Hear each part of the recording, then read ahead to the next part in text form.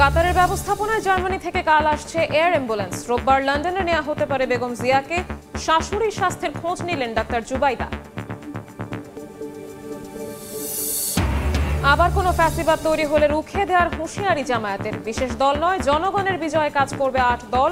সব দল রাজনৈতিকভাবে প্রস্তুত হওয়ার পর তফসিল চায় এনসিপি। কোনো কারণে পেছাবে না নির্বাচন। ফেব্রুয়ারির 15 তারিখের মধ্যেই হবে ভোট, জানালেন প্রেস সচিব। দিনক্ষণ নিয়ে বিভ্রান্তি না ছড়ানোর অনুরোধ ইসি সচিবের।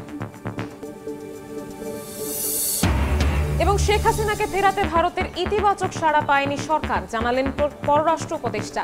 এখনই আশা ছাড়তে চায় না বাংলাদেশ। কূটনৈতিক তৎপরতায় সাফল্যের প্রত্যাশা।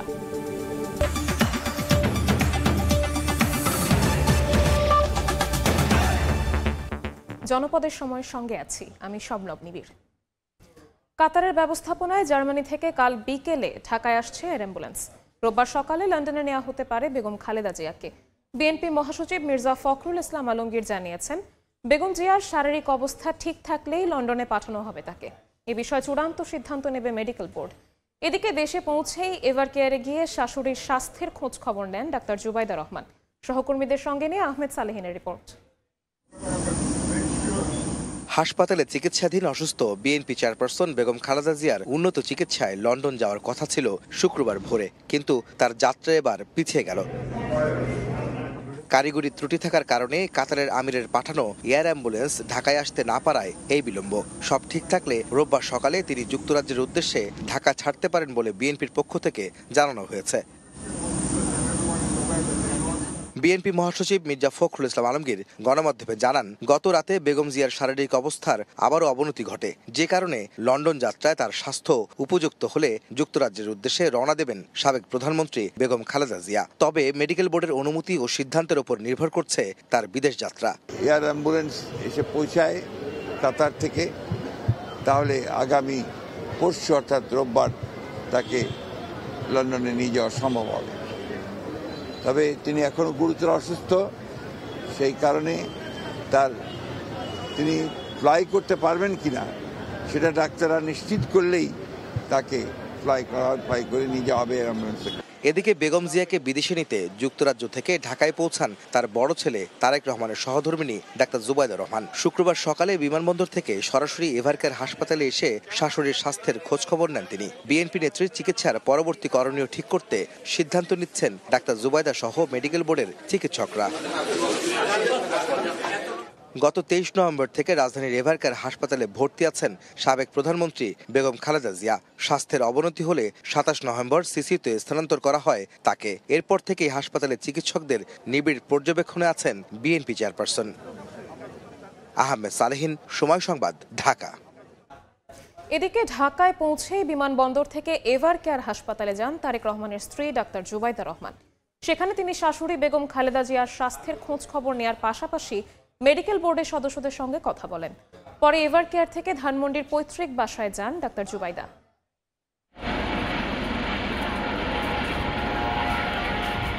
শাশুড়ি বিএনপি চেয়ারপারসন বেগম খালেদা জিয়ার চিকিৎসা পর্যবেক্ষণ ও যুক্তরাজ্যে নিতে লন্ডন থেকে ঢাকায় পুত্রবধূ ডাক্তার জুবাইদা রহমান।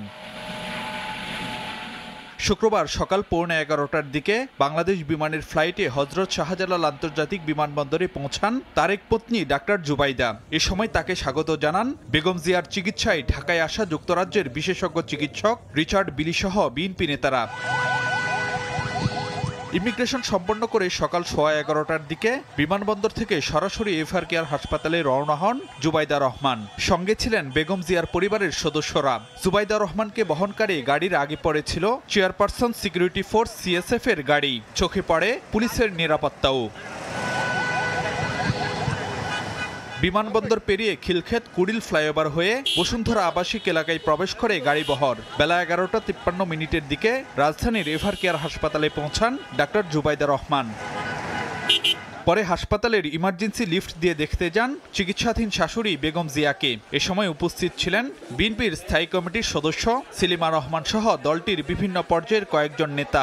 ডাক্তার জুবাইদা রহমানের তত্ত্বাবধানেই দেশি বিদেশি মেডিকেল টিম তারা সার্বক্ষণিকভাবে আমাদের প্রিয় নেত্রী দেশনেত্রী বেগম খালেদা জিয়ার চিকিৎসা সেবা দিয়ে আসছিলেন। উনি যখন সশরীরে মেডিকেল টিমের পাশে আছেন, আমরা আশাবাদী হয়ে উঠেছি। ডাক্তার জুবাইদুর রহমান যখন উনি হাসপাতালে ঢুকেছে আমাদের মনে অনেক সাহস হয়েছে।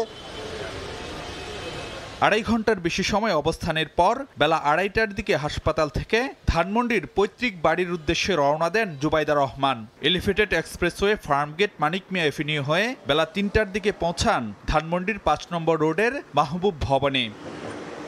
ফারুক ভিয়া, রবিন, সময় সংবাদ, ঢাকা।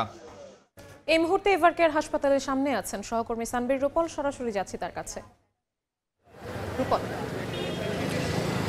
বেগম খালেদা জিয়ার অবস্থা আগের মতোই অপরিবর্তিত এবং এখনো পর্যন্ত আজকের দিনে নতুন করে কোনো আপডেট জানানো হয়নি আনুষ্ঠানিকভাবে। এবং আজকে ডক্টর জুবাইদুর রহমান দুপুরে এসে প্রায় 3 ঘন্টার মতো তিনি এখানে থেকেছেন এবং তিনি সব কিছু দেখে গেছেন, পর্যবেক্ষণ করছেন এবং এখনও তিনি নিবিড় পর্যবেক্ষণে আছেন চিকিৎসকদের, এবং চিকিৎসকদের নিবিড় পর্যবেক্ষণের মধ্য থেকেই বিকেলবেলা খবর আসে যে কাতারের যে এয়ার অ্যাম্বুলেন্সটি যান্ত্রিক ত্রুটির কারণে আজকে আসেনি। তবে কাতার সরকারের তত্ত্বাবধানে এবং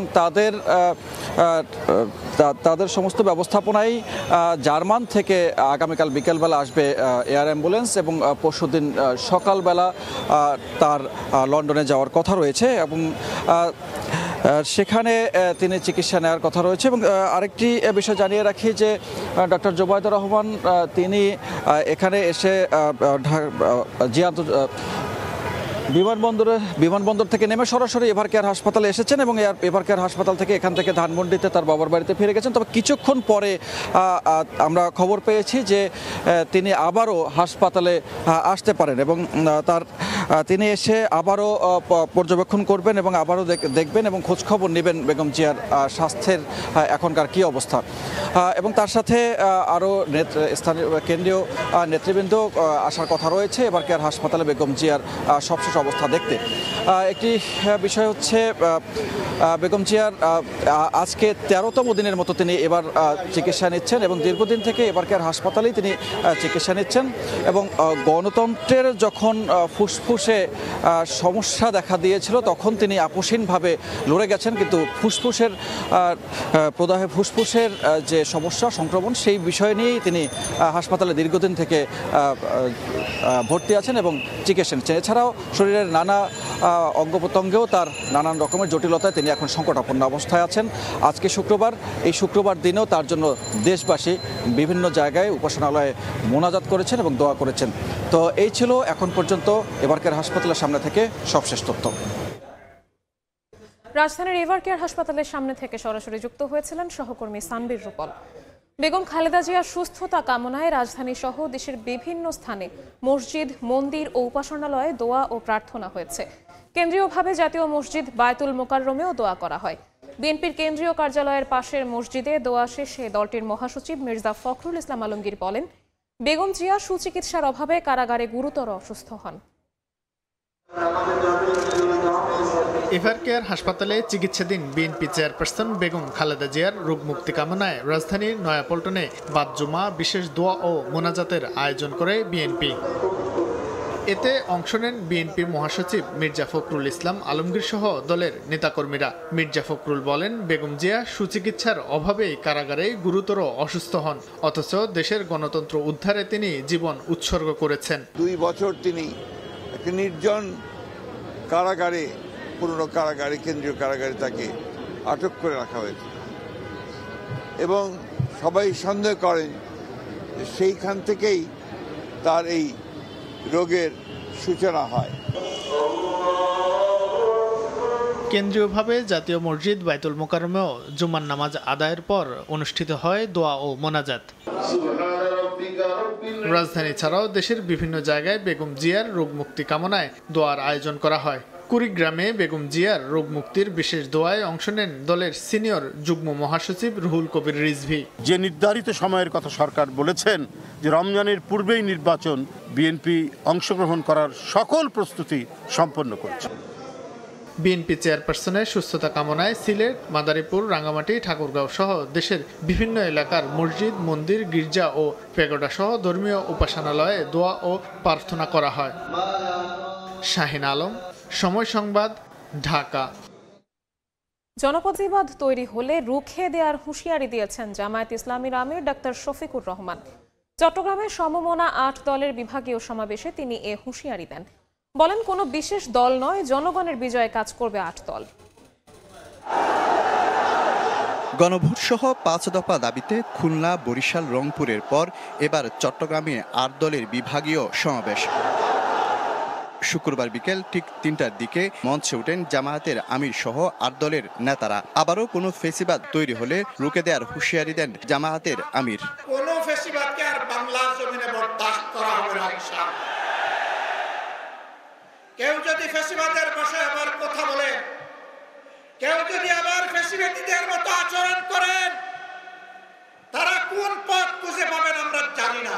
মামুনুল হক বলেন, 18 কোটি মানুষের আকাঙ্ক্ষার বিজয় হবে গণঅভ্যুত্থানের শক্তির বাংলাদেশে। ভারতবাদীর রাজনীতি আর বাংলার মাটিতে চলবে না।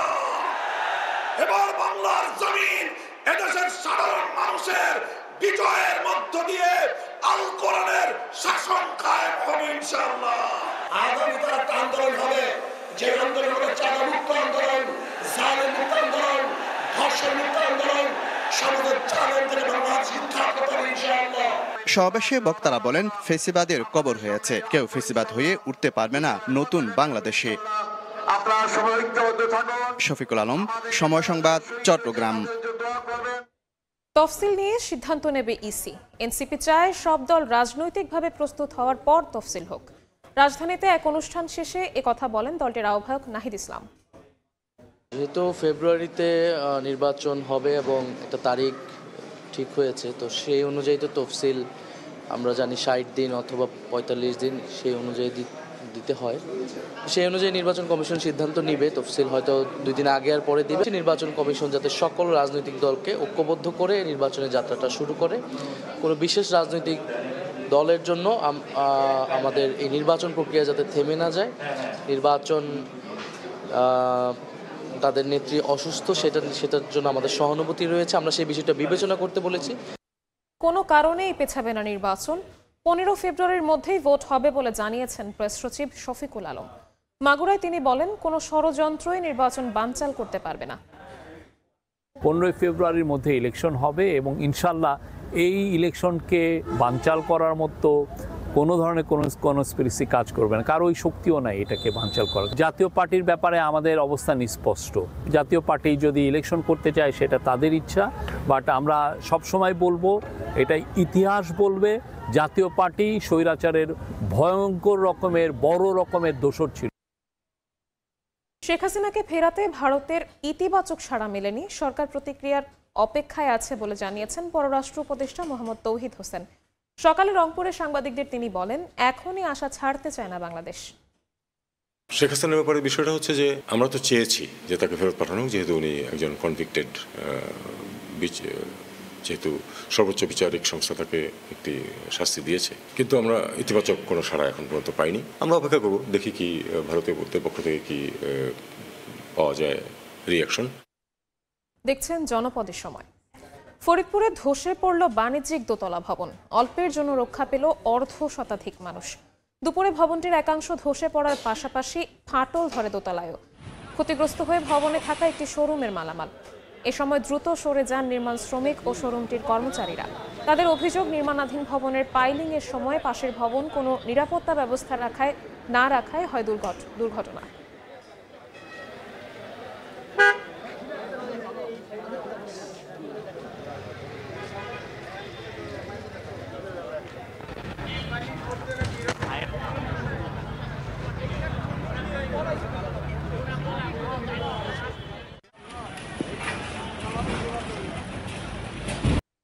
দেখছেন জনপদের সময়।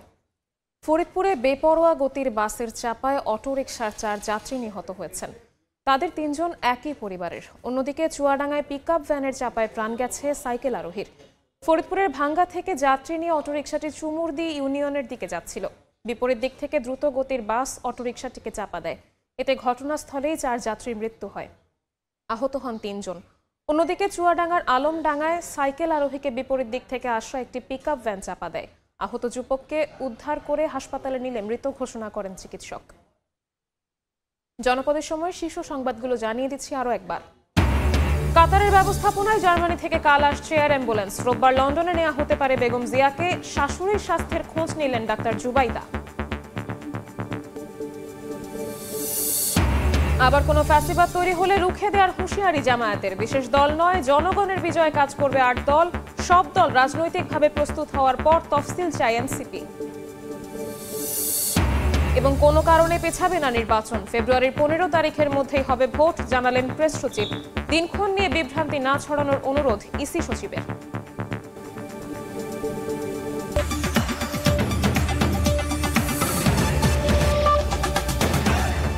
এই ছিল জনপদের সময়। এরপর রাতের সময় নিয়ে থাকবেন সহকর্মী রাইসা জান্নাত। ধন্যবাদ নিবিড়। রাতের সময় নিয়ে আসছে কিছুক্ষণ পর, সঙ্গেই থাকুন সময়ের।